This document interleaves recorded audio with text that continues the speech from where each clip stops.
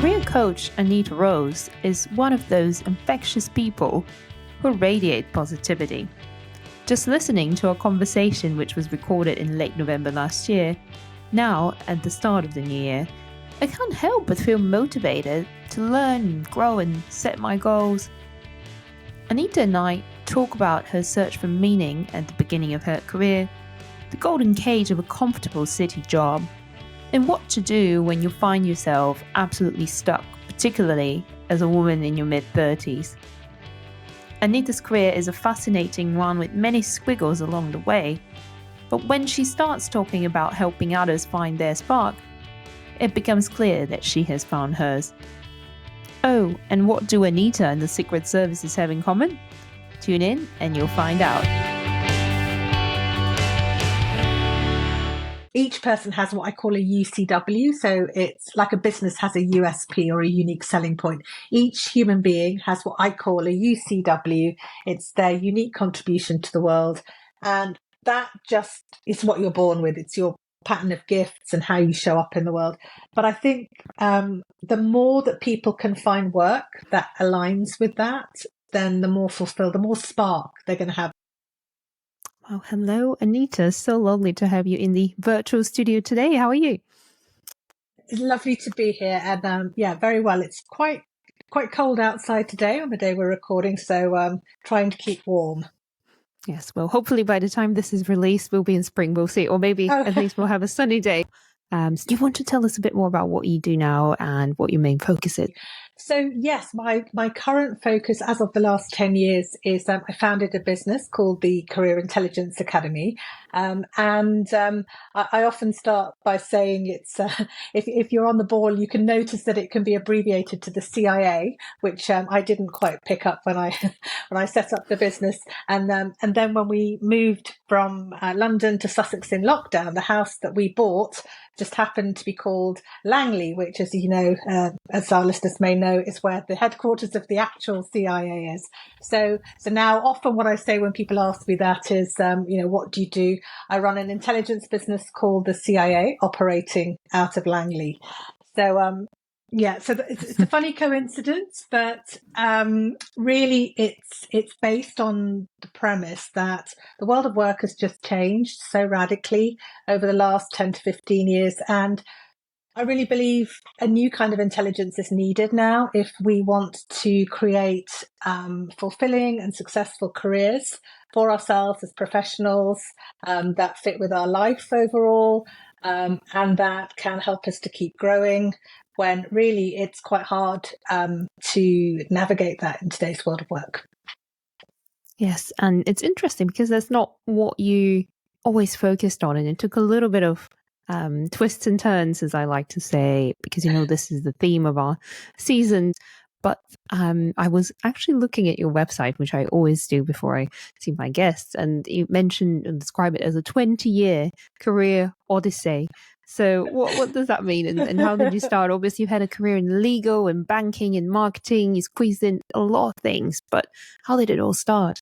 So, yes, absolutely. This is not what I always did. And in fact, the reason I set up this business is I've kind of created, like many entrepreneurs, I've created the product or service that I most needed, that I wish I'd had maybe when I had started my career.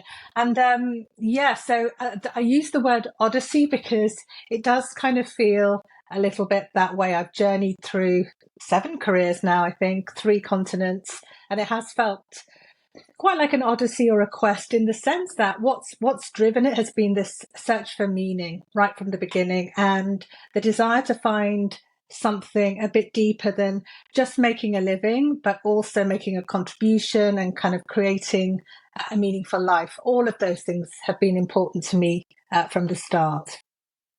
Yes, and just to give a little bit of background to our listeners, you started with a career in, a traditional legal, law firm setup, which is miles away from what you're doing now. And then I think, again, you moved into private banking. We mentioned marketing with various firms. You even managed to squeeze in an MBA. And, someone's just looking at those different steps. They might think, well, how are these related? She just did so many different things that seem completely, unrelated.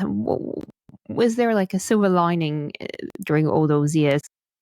Yeah, so it's a great question. I mean, I started out my career very much probably like many of your listeners, not really, to be honest, thinking that much about it. I mean, I do remember wanting to be an opera singer in the sixth form, but I come from quite a traditional background, professional. My parents were doctors and immigrated to this country from India. I was also born in India and came here as a baby. And I think there is something with people who, come from, especially India, other sort of countries like that, where being in a profession is really kind of valued. And I think there was quite a lot of cultural pressure, I would say, to go into a profession. And I was also quite academic, so the school also was trying to push me in that direction. I think my parents would have liked me to do medicine, but I was squeamish and I used to faint at the sight of blood. So law was kind of a compromise. So that's kind of how I ended up, even choosing law. Well, so it sounds to me like that very first career move wasn't necessarily dictated by your true passion. It was more of a that's what's expected of me. So you weren't necessarily the one in the driving seat, to use your words. Yeah, exactly. And I think very much it's very common at the beginning of people's careers to just, you fall into something, or the way I like to describe it is sometimes, yes, as a passenger, in the sense that you're you're living a life really based on other people's expectations for you or what society expects of you. And to be honest, I just thought, well, if I do that, work hard, I was kind of quite a good student at school. I worked hard and I thought, well, if I go along with that, that same analogy would work in the workplace. You'd work hard and you'd have a career that's kind of fulfilling. And it was quite a surprise to me when that actually didn't happen.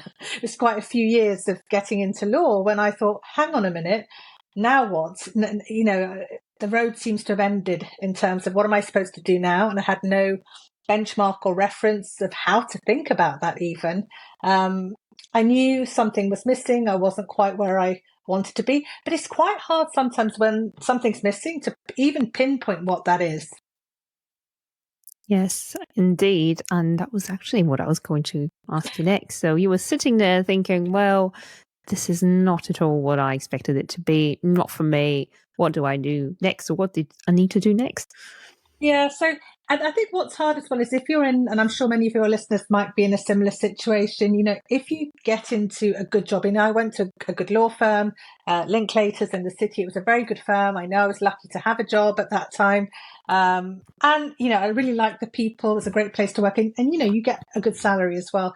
So none of these things are to be scoffed at. They're all really valuable. And I was very grateful for those things. But in some ways, it makes it harder when you've got something that's good and it's working. I sometimes call it I call it kind of a golden cage in a way. That metaphor sometimes resonates because, yeah, fine, it may not be giving you everything you want, but it's giving you a lot. And if you leave it, then where do you go? What do you do next? And I think especially if you're quite highly trained in law or accounting or finance or something quite technical, and then you're in one firm for a while, it becomes your universe. And then you think, oh, well, how will I do if I leave here? You start to ask questions like, well, will I be able to, maybe, will my skills work elsewhere? What will I do? So it can be quite difficult to know what else to do. So quite often it can be an easier decision to just stay. So what was missing for you when you said, obviously you had some perks of the jobs and some comfort? I think probably the word is comfort, something that we get in our society so much today, but there was something missing. Yes, I think for me, and look, I really enjoyed studying law at university. I really loved. I found it academically challenging. But I think there's something for me about being able to see the impact of my work on other human beings or on the world, which is not abstract. To me, city law felt very abstract. Sorry. I was in the litigation department. We were working on big cases. We worked on, the privatization of the railways and a lot of big corporate abstract litigation, which I couldn't always connect to personally. And I often felt like a very small cog in a, big wheel. and it just all felt very abstract. I wasn't really connected. Well, I'm sure many can probably relate to that, but I also think that we sometimes fit the story of that successful entrepreneur. They start something, they get a bit of experience, they realize they're not cut to do that, or something's missing, and then boom, the next thing you know, that they set up this successful business and off they go and sailing into the sunset. And it's not quite like that, and it hasn't been quite like that for you. And you went on to do a few quite different things afterwards, didn't you? Yeah, absolutely. So I think now it's very different. So remember, I started my career in the 90s. There was no internet. There was barely any email. Women were not even allowed to wear trousers when I started Linklaters case. I sometimes say I was a millennial before millennials existed. So I think had there been the kind of social media and entrepreneurial kind of things that existed now then, I may have done something like that. But there really wasn't anything then.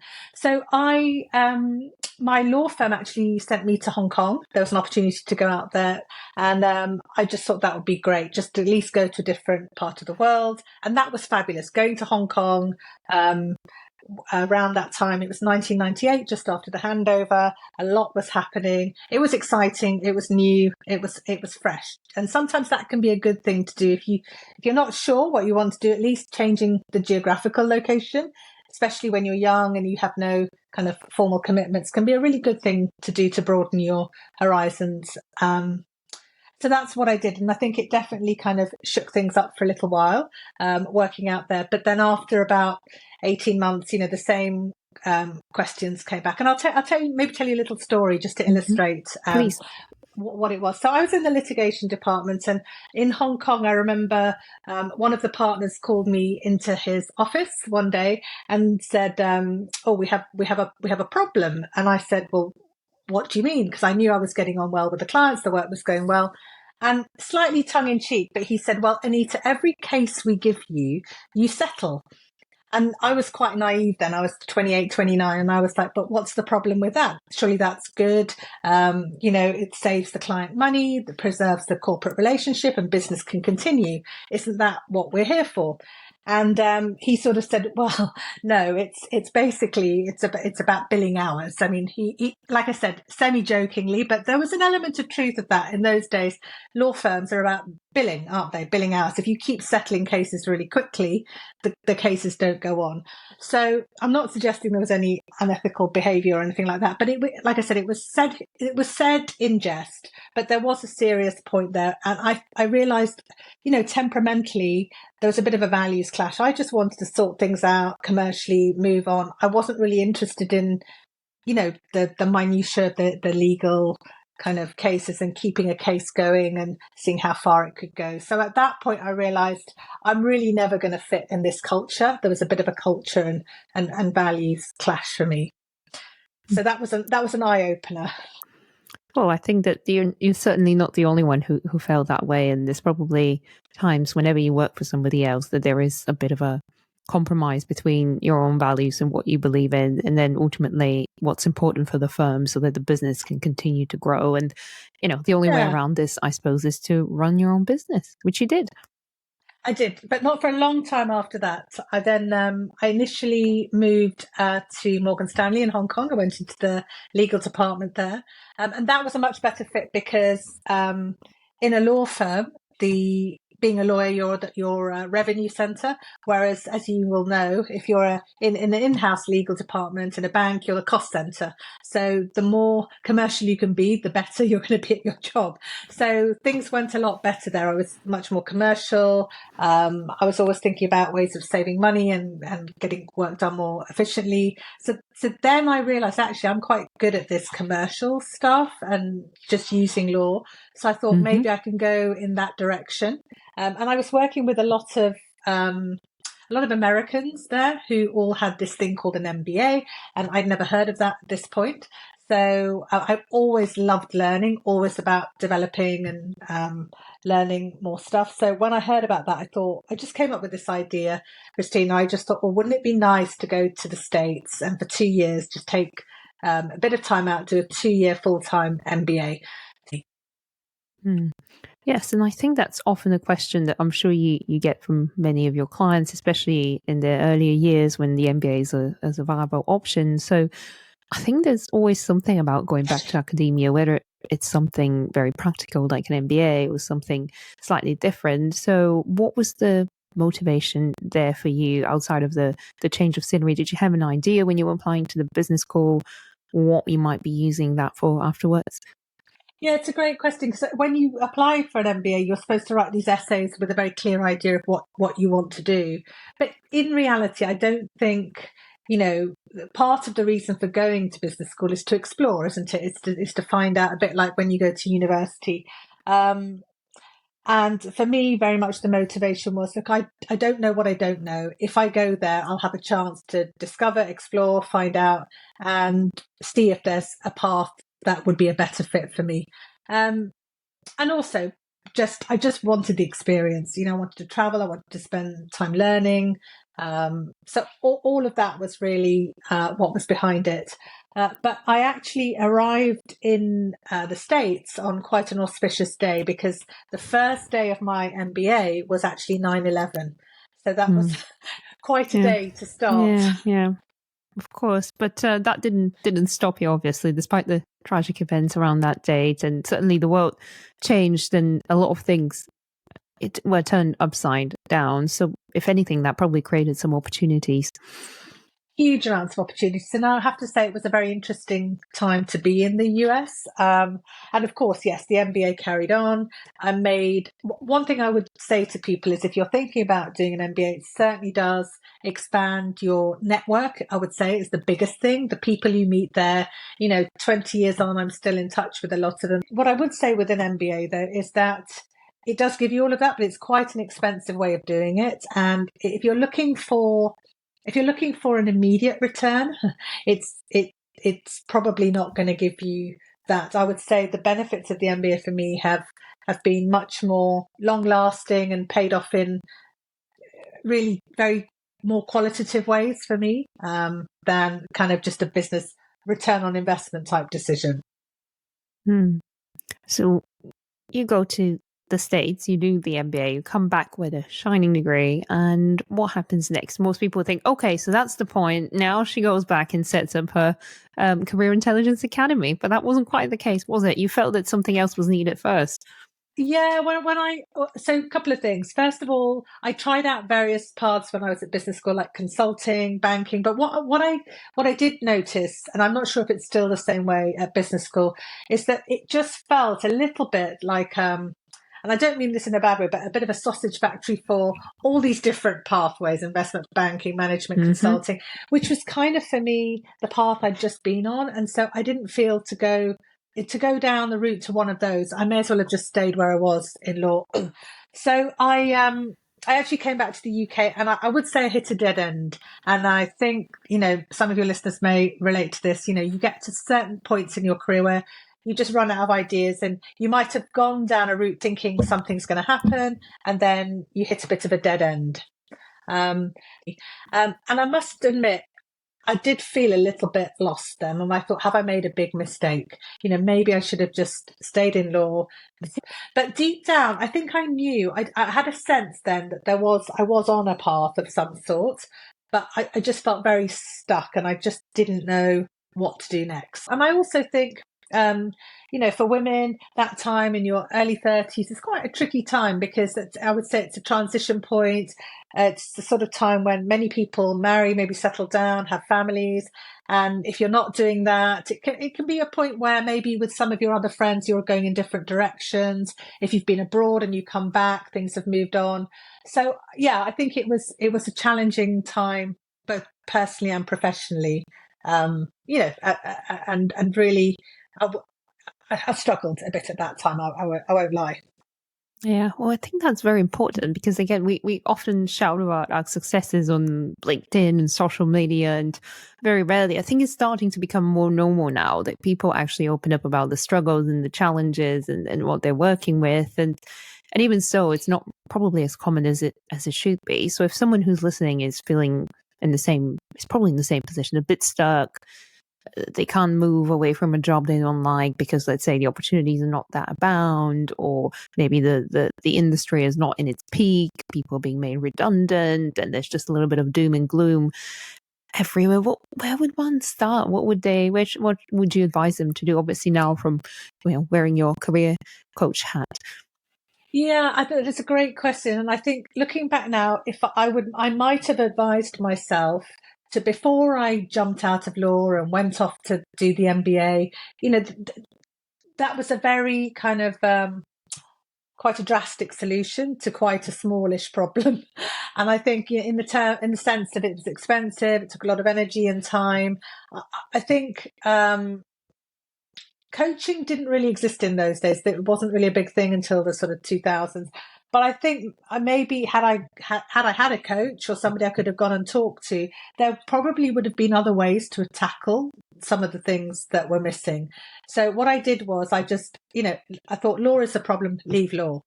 But that's quite a drastic solution. So I wouldn't necessarily advise people who, even if they don't like what they're doing now, just pause before taking that drastic decision to leave. Maybe go and, speak to a coach, speak to a friend, just think it through in terms of what you're doing, because there are a lot of things that could probably be done to optimize where you are now without having to leave your organization. And I can only say that because I've left so many organizations over my career. And eventually I came to realize that actually leaving your organization is a sledgehammer to crack a nut. And actually there are, not to say you should never leave your organization, that's not what I'm saying, but there are many, many things you could try first before you actually go down that route. So that's why I wonder if we fast forward then to when you set up the Career Intelligence Academy, how many years has it been now? And how did that even come up as a project, or who planted the seed of that possibility? So it'll be 10 years next year that I set up the business. But just to quickly fill in the gaps, so there's 10 years from coming back from the MBA till I set up the business. I think it was my experience in those 10 years that really gave me the idea to set it up. And that's because, as I've just said to you, I was lost for 6 months. I literally didn't know what to do. And it's a very scary place to be. And recruiters, headhunters certainly then, they couldn't really help, because all they act for the employers. They're trying to get you into a job. They're not really, maybe it's a little bit different now, but they're not really there to advise you. So there wasn't really people you could ask. So I took a couple of jobs. One was at American Express doing marketing, just so I could use my MBA skills. My criteria was anything that's not law. And then I took a job in private banking as a private banker. So through both of those experiences, I learned a huge amount about myself, maybe what I wasn't suited to. And then I think I was lucky at UBS, I got given a coach myself, and that's when I discovered coaching. And I realized when I discovered coaching that actually I describe it a bit like a falling in love moment professionally. When you find something and you just think, yes, I love this. This is me. I could see myself doing this. And it was the first time that ever happened to me. Problem was I was working as a banker. I was a private banker. I wasn't a coach. I wasn't even in HR. So how do you go from that to setting up a business? But I have to say, Christina, once I had that insight that this is something I want to do, and this is for your listeners, just even if you have an instinct or an intuition, this is something I think I could do. Once you have that, then it's just a matter of a strategy to get you, then that's almost the hard bit, Then I was able to go and take a coach training whilst I was still working as a banker on the side. Then I was able to move to Barclays and work in learning and development, work as an internal coach. So I did kind of what I'm advising people to do now. Even after I knew I wanted to be a coach and run my own business, I didn't leave overnight. I knew I had to get trained. I knew I had to come up with a business plan. So I did all of that while I was still working and getting a salary, and then planning when the time was right to leave and set up the Career Intelligence Academy. So certainly a lot of preparation that went in there, which is important, because I think people sometimes forget about that, or maybe they don't. But I think the other thing that really struck me when you were talking was just about that aha moment of you meeting somebody who represented perhaps what you wanted to be, but you hadn't known until that date. And I often think that is the hardest bit, isn't it? Just figuring out what your calling is and what your motivation is. And I think you in your job now, you help others get to those conclusions. But I don't know if you have any tips or any recommendations for where do you start if you're really, really stuck? Well, I think you just hit on a really important point. There's that well-known saying, isn't there? If you can't see it, you can't be it. I don't know if you've heard that saying. And there is something about recognition. So when we see somebody else doing what we think, yes, I'd love to do that. And this is why it's so important to go out, meet other people, talk to other people, just find out what else is out there, because sometimes you may not know, you may feel stuck, but when you see it, there's something in you that might recognize it, which is what happened to me. So pay attention. I think my first tip would be pay attention to things that jump out at you, that you notice, and don't discount them, because it's very easy. I think we live in a world where it's a bit black and white sometimes. People are a bit black and white. So I see this a lot, binary thinking. Oh, I'm either in my job or I have to do this, but I'm not ready to do this, so I have to stay here. And people set up these kind of black and white thinking about their work. It doesn't have to be that way. It might be, okay, this isn't the ideal job for me, but I'm here now, so I'm going to maximize it. Meanwhile, I'm going to see what else I enjoy doing, and I'm going to start planting some seeds and see what takes off. So it can be a both and. Yeah, and I think that's very important, because we always learn to see things as black and white only, or it's either this or that, or I can't do this, when I think you're proposing a much less radical and practical approach, which I think is important to be aware of. Well, I think so you work in finance, the concept of diversification, and you would never, I sometimes say Putting to your people, eggs in one basket. Yeah, most people need to have, balance of asset classes, and a diversified portfolio is going to give you the best returns. And it's the same when it comes to a career. Some people might win the career lottery, pick the right job at the right time as a single stock, and it go all the way through. And, great, that does happen.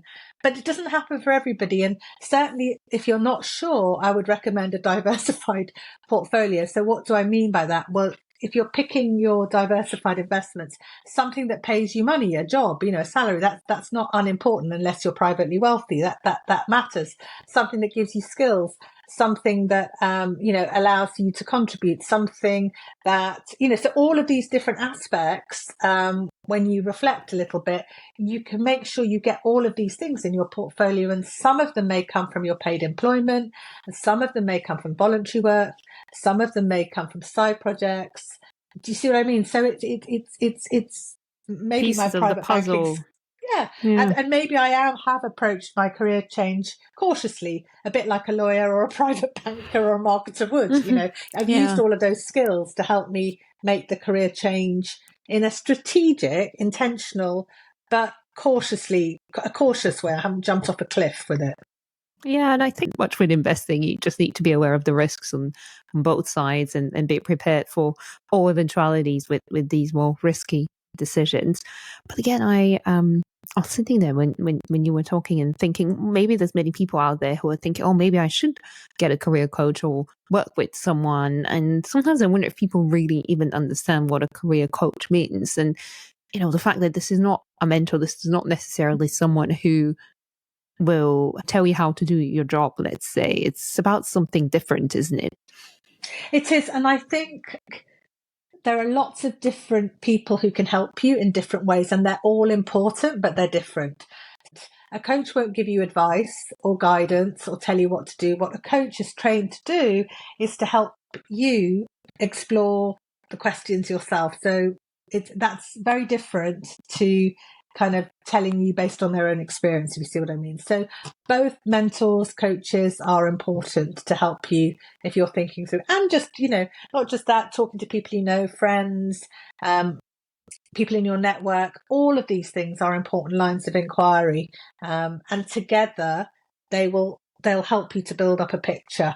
But coaching, yes, can be a very, very helpful part of the process for the right kind of person, I would say.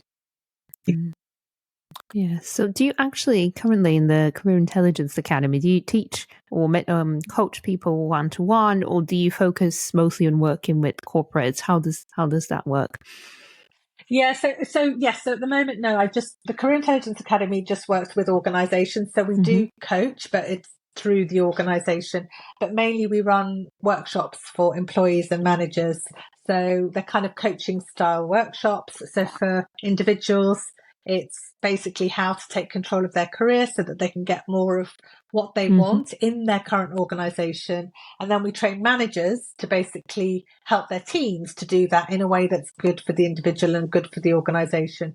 However, it's really interesting. I recently gave a talk, a keynote at one of the graduation ceremonies of, in fact, the week I met you, I went and gave a keynote at a coaching graduation. And the theme I was talking about is each person has what I call a UCW. So it's like a business has a USP or a unique selling point. Each human being has what I call a UCW. It's their unique contribution to the world. And that just is what you're born with. It's your pattern of gifts and how you show up in the world. But I think the more that people can find work that aligns with that, then the more fulfilled, the more spark they're going to have. When you see somebody who's just doing what they're meant to be doing, it's that kind of aliveness. Doesn't mean it's always going to be easy, but they know that they're kind of on the right path.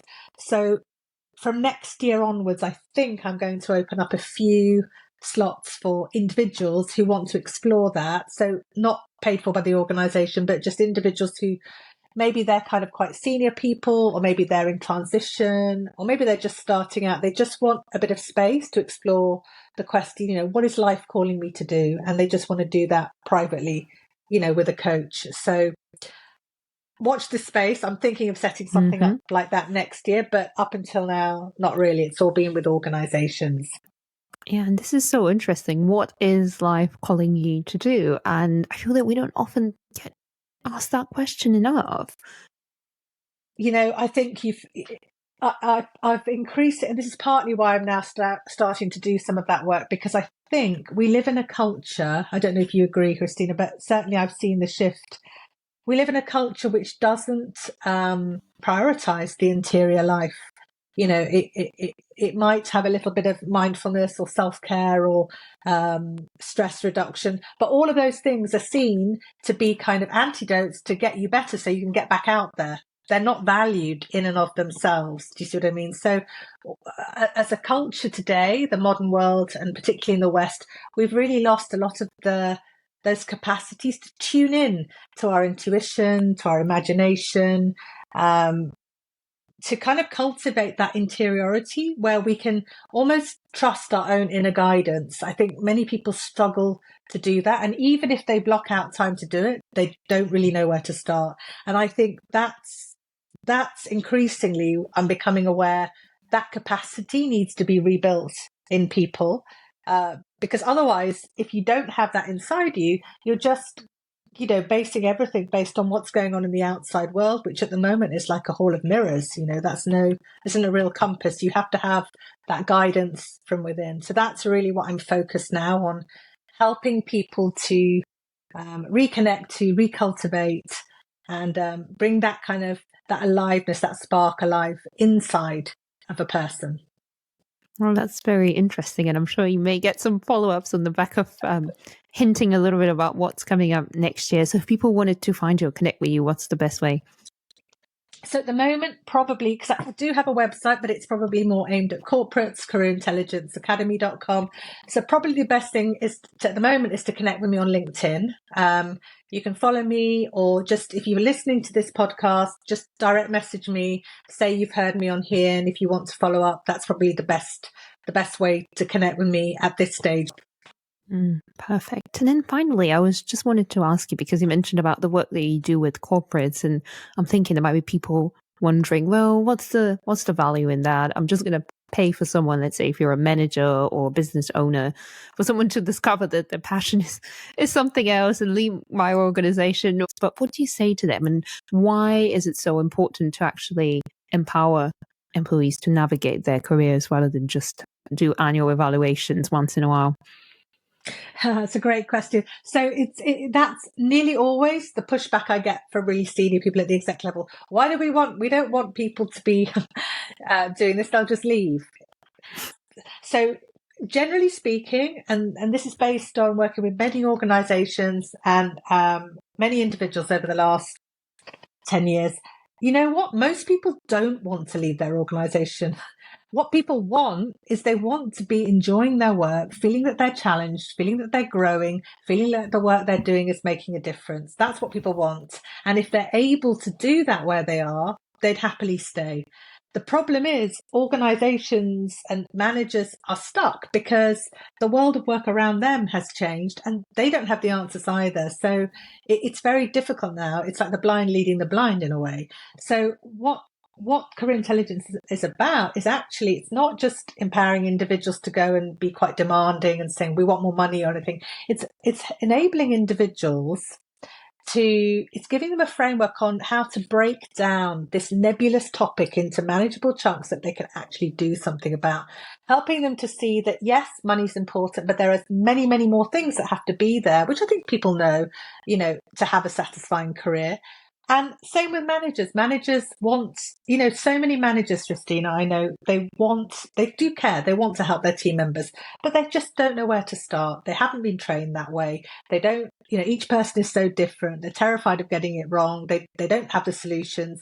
They're equally stuck. So this really helps because what this is helping, this isn't just helping individuals, this is helping managers and employees to have more meaningful conversations, which what I call mutually beneficial outcomes. What does that mean? It means it's good for the individual to flourish in their role within the company, and it's good for the organization. So we're always looking for mutually beneficial outcomes. So that's why it works. It's kind of all the benefits of executive coaching, but scalable, basically. Sounds like you might be onto something there. So I hope that many of our listeners are hopefully taking notes and getting some inspiration, especially as we start to plan our goals for the next year. The last thing I would just say is the point you raise is exactly why I'm now starting the UCW coaching for individuals who don't want to look at that question through the organisational lens, who actually want some time to just think it through independently. So they're two completely different offerings, but career intelligence is very much focused on helping the individual and helping the organisation. I hope that you've been inspired by this episode with Anita to make sure you trust your inner guidance every time you find yourself at a crossroad. Next time on the show, we have Joanna Perry-George, founder of Talk Education, who shares her fascinating journey from being a theatrical agent to becoming a successful business founder, shaking up the way parents look at independent schools these days. Thank you so much for listening to The Sound of Breaking Glass. If you enjoyed this episode, please don't forget to follow us on your podcast app, tell a friend about us, or check us out on LinkedIn. New episodes are released every other Wednesday. It's been a real pleasure. Till next time.